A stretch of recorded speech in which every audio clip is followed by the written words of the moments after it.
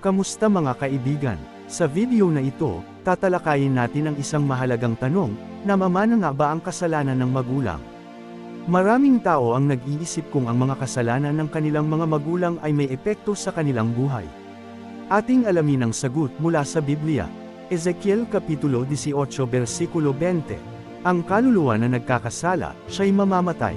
Ang anak ay hindi magpapasa ng kasamaan ng ama, ni ang ama man ay magpapasa ng kasamaan ng anak. Ang katwiran ng matuwid ay sa kanya, at ang kasamaan ng masama ay sa kanya. Ayon sa talatang ito, malinaw na ang bawat isa ay responsable sa kanilang sariling kasalanan.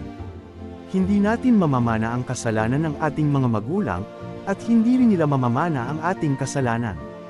Isang halimbawa nito ay kung ang isang magulang ay nagkamali sa kanyang buhay, hindi ibig sabihin na ang anak ay parurusahan dahil dito. Bawat isa sa atin ay haharap sa Diyos ng may sariling pananagutan. Deuteronomio Kapitulo 24 versikulo 16. Ang mga magulang ay hindi papatayin dahil sa mga anak, ni ang mga anak man ay papatayin dahil sa mga magulang, bawat tao ay mamamatay dahil sa kanyang sariling kasalanan.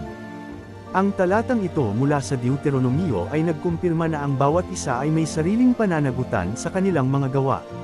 Hindi pwedeng sisihin ng mga magulang sa mga kasalanan ng kanilang mga anak, at ganoon din ang mga anak sa mga kasalanan ng kanilang mga magulang.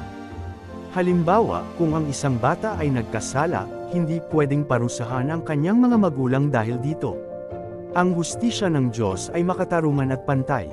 Galatia Kapitulo 6 versikulo 5, sapagkat ang bawat tao ay magpapasa ng kanyang sariling pasan. Sa bagong tipan, ipinapakita ni Pablo na ang bawat isa sa atin ay may sariling responsibilidad. Hindi natin pwedeng ipasa sa iba ang ating mga problema o kasalanan. Halimbawa, kung nagkamali tayo, kailangan nating tanggapin ang ating pagkakamali at humingi ng tawad, hindi natin pwedeng isisi sa iba ang ating nagawang mali. Sa mga talatang ito, malinaw na itinuro ng Biblia na ang kasalanan ay hindi namamana. Bawat isa sa atin ay responsable sa ating sariling mga aksyon. Ang hustisya ng Diyos ay makatarungan at pantay. Kaya't magtiwala tayo sa Kanya at mamuhay ng may pananagutan. Salamat sa panunood, mga kaibigan.